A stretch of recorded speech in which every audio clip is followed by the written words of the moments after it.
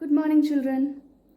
In our previous class, we have discussed about principles of management. Today, let us learn about one of the all-time famous classical thought and principle of management advocated by F.W. Taylor, which is also known by scientific management. In front of you is the definition of scientific management. In the words of F.W. Taylor, scientific management means knowing exactly what you want men to do and seeing that they do it in the best and cheapest way. To know more about Taylor, I have provided a YouTube video. You should definitely go through that. In front of you is the picture of F.W. Taylor. He was known as the father of scientific management. His principle of scientific management had brought about a great revolution during the factory system of production. That is, during the industrial revolution. Scientific management implies the application of science to management. So we have studied that using science give you a perfect result. So here Taylor was of the view that science should be used in management also. It means conducting business activities according to standardized tools, methods and trained person in order to increase the output, improve its quality and reduce the cost and wastage.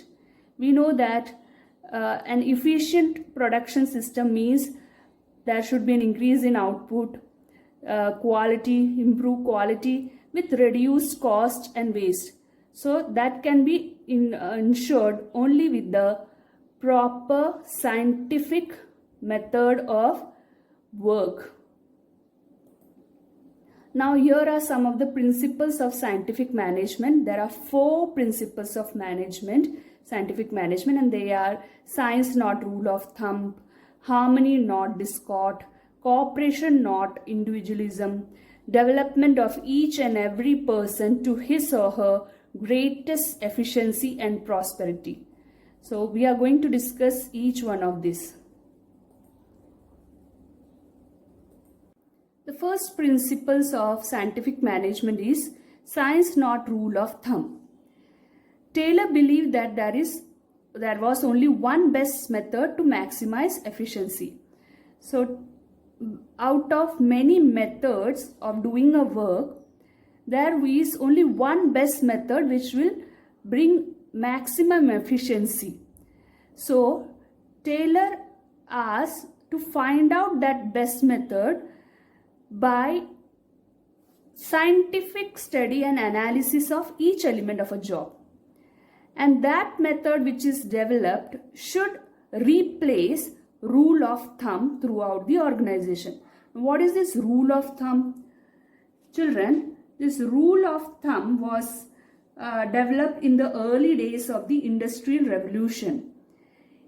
During those times, factory owners or managers, they relied on that personal judgment.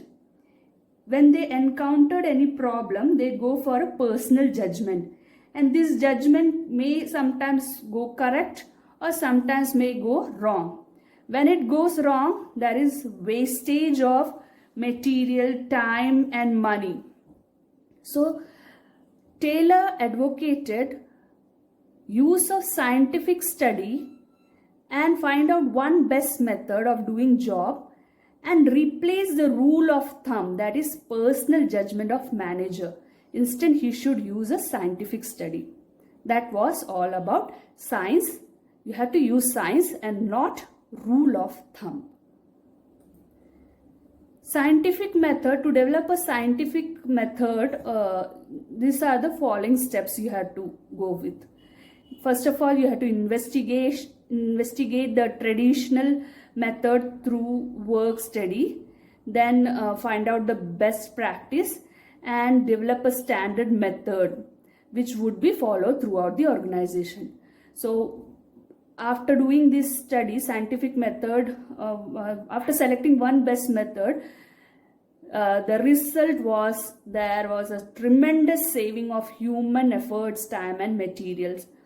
So this was the first principles of Taylor.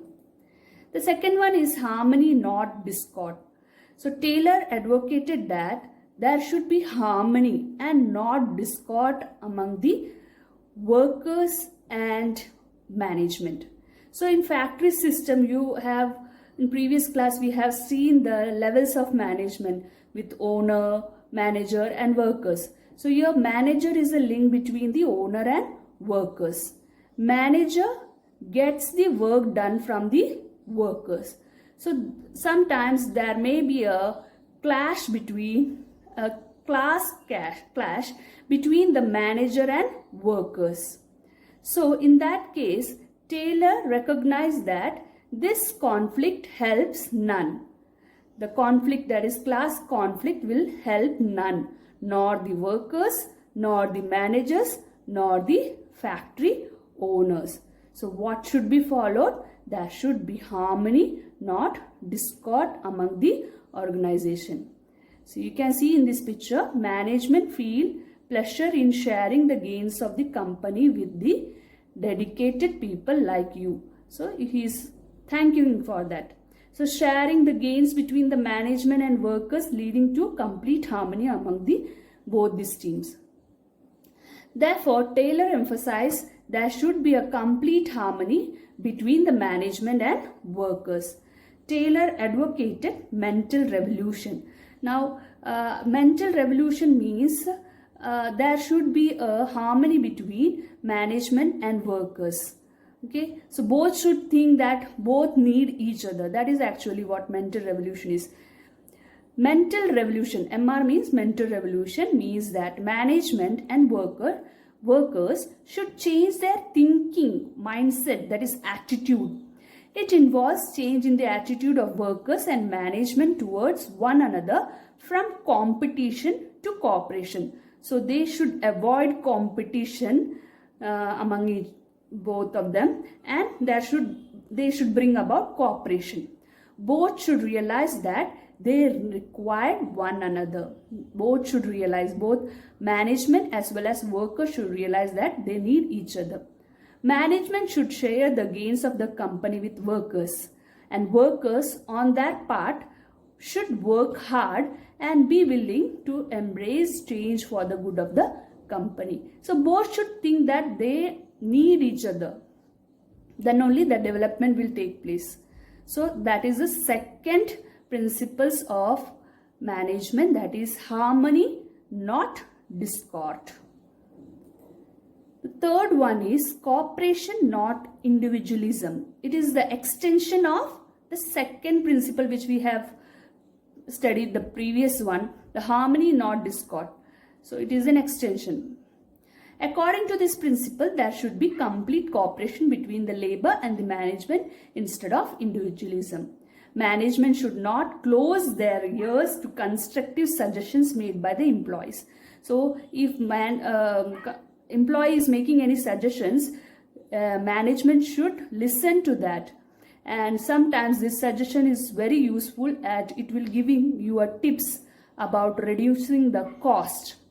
At the same time, workers should not go for a strike for making an unnecessary demand from the management.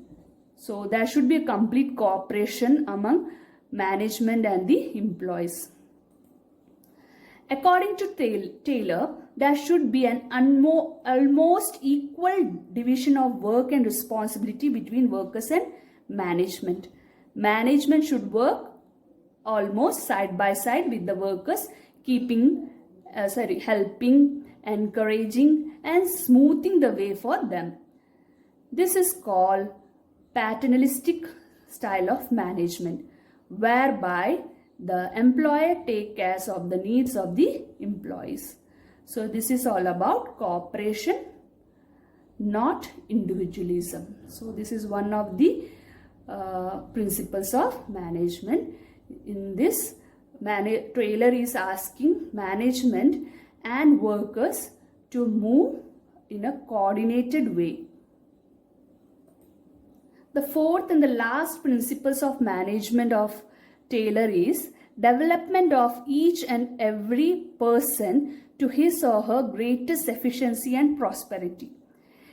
Industrial efficiency, it depends on the ability or competencies of a person employed there. So Taylor is of the view that right from the selection of employee, that process should be done very efficiently. Each person should be selected scientifically, and he should be assigned the work which suit or which